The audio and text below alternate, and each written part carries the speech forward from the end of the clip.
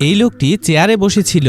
লোকটি নিজের কাছে থাকা বলটিকে দূরে ছুঁড়ে মারল। বলটি সোজা কোচের পেটে গিয়ে লাগলো। কোচ ভাবলো ছেলেটি যদি তার আসল চমক দেখাতে পারে তাহলে কেমন হয়। ছেলেটি চুপচাপ বই পড়ছে। মাঠে খেলোয়াড়গুলো খুব বাজে খেলছে। বল তার কাছে বারবার আসছে। সে সোজা কোচের গায়ে বল ছুঁড়ে মারছে। খেলার শেষে কোচ তাকে থামিয়ে দিল। কোচ জানতো সে বসে বসে বই পড়ছে, যার জন্য তাকে টিমে কোনো কাজেই লাগবে না, তাই তাকে বাদ দেওয়ার কথা বলা হয়। অল্প কিছুক্ষণের মাঝেই খেলা শুরু হয়ে যায়। এই খেলায় অনেক খেলোয়াড় আহত হয়। কোচ তাদের সাহস ও শক্তি যোগাচ্ছেন। টিমের সেরা খেলোয়াড় পায়ে ব্যথা পায়। ডাক্তার বিভিন্ন ইনজেকশন ঔষধ দিয়ে তাকে সুস্থ করছে। এই খেলোয়াড়টিও খুবই বাজেভাবে ব্যথা পেয়েছে। তার শরীরের অবস্থা খুবই নাজেহাল হওয়া সত্ত্বেও সে মাঠে নামে। কিছুক্ষণ হাঁটার পর সে মাটিতে পড়ে যায়। এরপর সে খুবই ভালো পারফরমেন্স করে। মনে হচ্ছে তার যেন কিছুই হয়নি। খেলতে খেলতে ছেলেটির অবস্থা এতটাই খারাপ হলো যে সে আর কখনোই ফুটবল খেলতে পারবে না। কোচ তাকে সাহস জুগিয়ে মাঠে নামাচ্ছে। এটি তাদের জীবনের সেরা ম্যাচ হতে যাচ্ছে। সে তার টিমের সদস্যদেরকে খেলার টেকনিক শিখিয়ে দিচ্ছে।